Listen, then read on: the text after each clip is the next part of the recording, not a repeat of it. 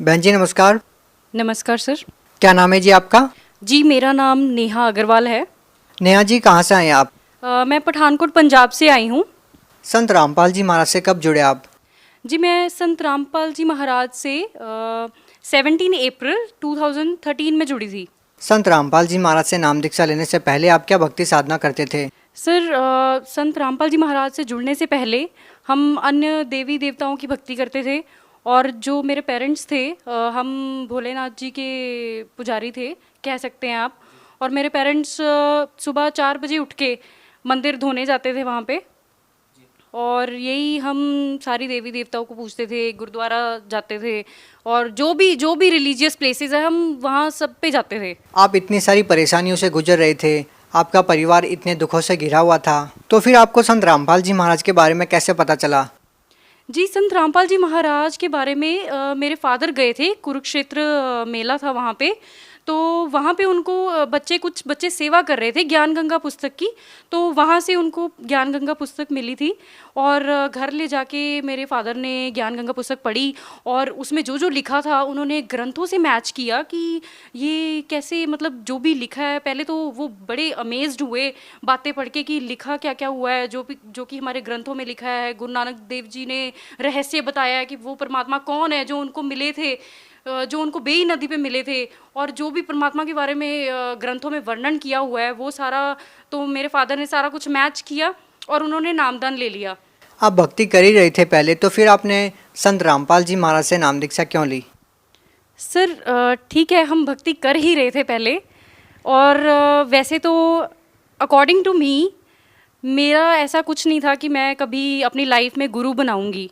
क्योंकि मुझे ऐसा लगता था कि वो भी तो हमारे जैसे इंसान ही होते हैं, वो भी एक नॉर्मल पर्सन ही है, उनमें ऐसा क्या खास है।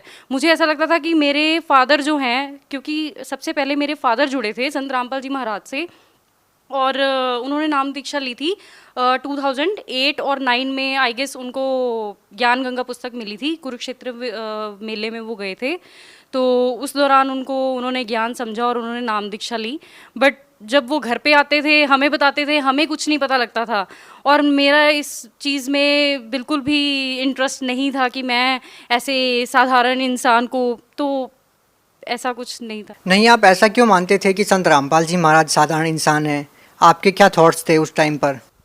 देखिए मुझे ऐसा लगता था कि इंडिया में इतने सारे गुरु हैं, ठीक है, तो वैसे ही संत रामपाल जी महाराज है, वो भी एक नॉर्मल इंसान है। तो मुझे तो ऐसे ही लगता था, मुझे उनमें कुछ खास नहीं लगा। क्योंकि ना ही मैंने उनका ज्ञान कभी सुना था, ना ही मैंने उनको देखा था कभी, ना ही मैंने उनके बारे में कोई नेम सुना था, ठीक है। तो आपको संत रामपाल जी महाराज खास नहीं लगे, इसीलिए आप संत रामपाल जी महाराज को एक आम इंसान मानते थे। आपको संत रामपाल जी महाराज खास कब लगे? जी मुझे संत रामपाल जी महाराज खास तब लगे, उसमें एक लंबी स्टोरी है। जो कि हमारा घर इतना बर्बाद हो चुका था, हमारा घर इतना बर्बाद हो चुका था कि मैं आपको बता नहीं सकती। हाँ, इट वाज 2008 कि मेरे फादर जो थे उनके कोई फ्रेंड थे, ठीक है, वो आपस में बिजनेस डीलिंग करते थे। तो जिस दौरान क्या होता था कि हमने उनको सैलरी पे रखा हुआ था, मेरे फादर ने उनको सैलरी पे रखा हुआ था कि आप सारा हमारे ऑफिस का देखेंगे। तो ठीक है, वो काफ़ी अच्छा चलता रहा।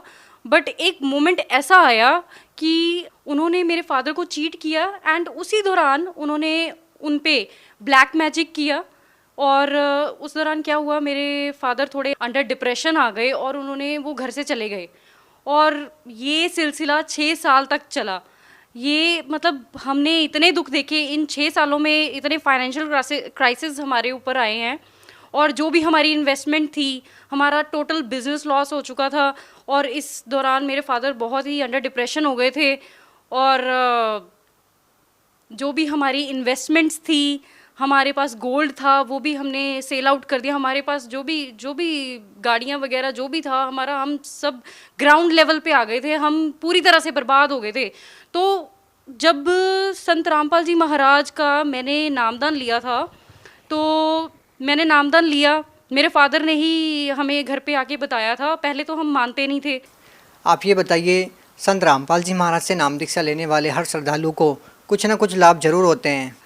आपका परिवार जब इतनी सारी परेशानियों से गुजर रहा था, इतनी सारी फाइनेंशियल प्रॉब्लम आपको थी, तो उन परेशानियों से आपको कैसे छुटकारा मिला?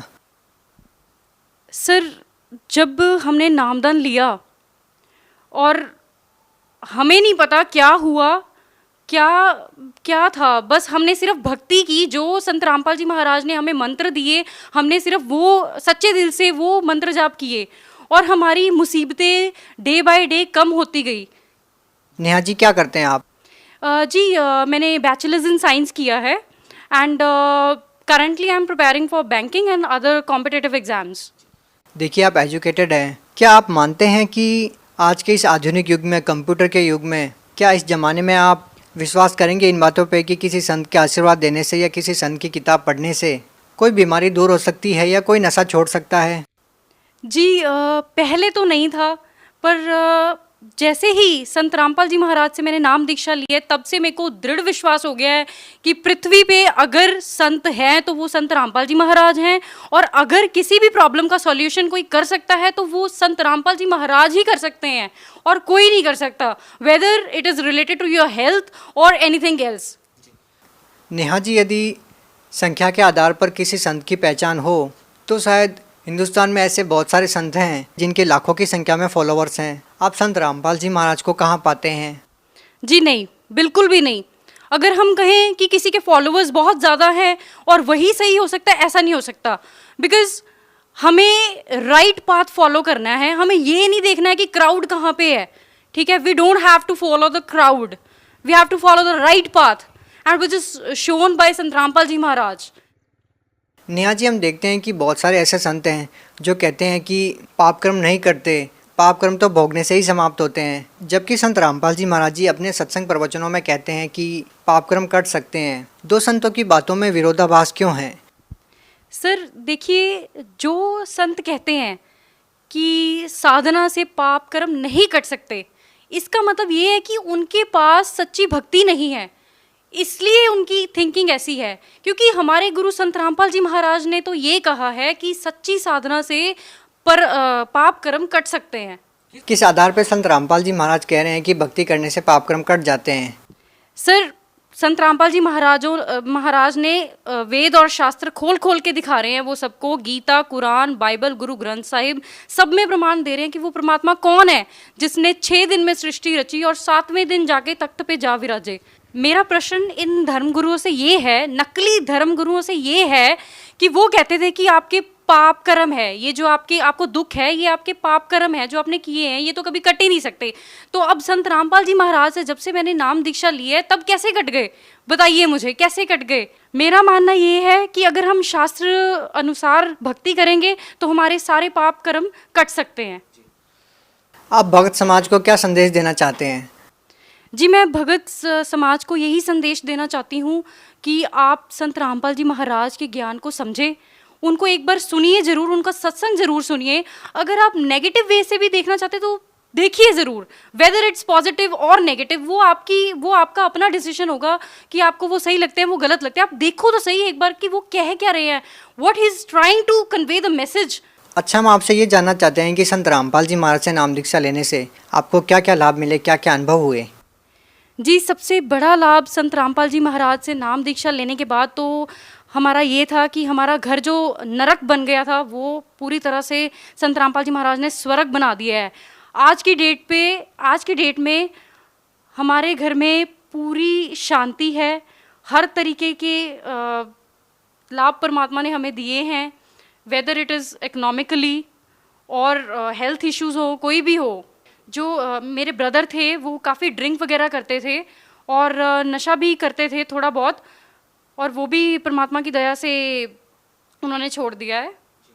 जो श्रद्धालु संत रामपाल जी महाराज से नाम दीक्षा लेना चाहते हैं वो उनसे नाम दीक्षा कैसे ले सकते हैं? जी, जैसे कि साधना चैनल पे जो सत्संग आ रहा है, इसके नीचे एक पीली पट्टी आ रही है, इसके ऊपर फ़ोन नंबर्स दिए गए हैं एंड आप ज्ञान गंगा बुक ऑर्डर कर सकते हो और जीने की राह ऑर्डर कर सकते हो। आप पहले उस पुस्तक को पढ़िए, ज्ञान समझिए, संत रामपाल जी महाराज कहना क्या चाह रहे हैं। तो फिर आप उसके बाद सब कुछ सोच समझ के संत रामपाल जी महाराज की शरण में आइए और अपने दुखों का निवारण करिए। जी धन्यवाद। Thank you.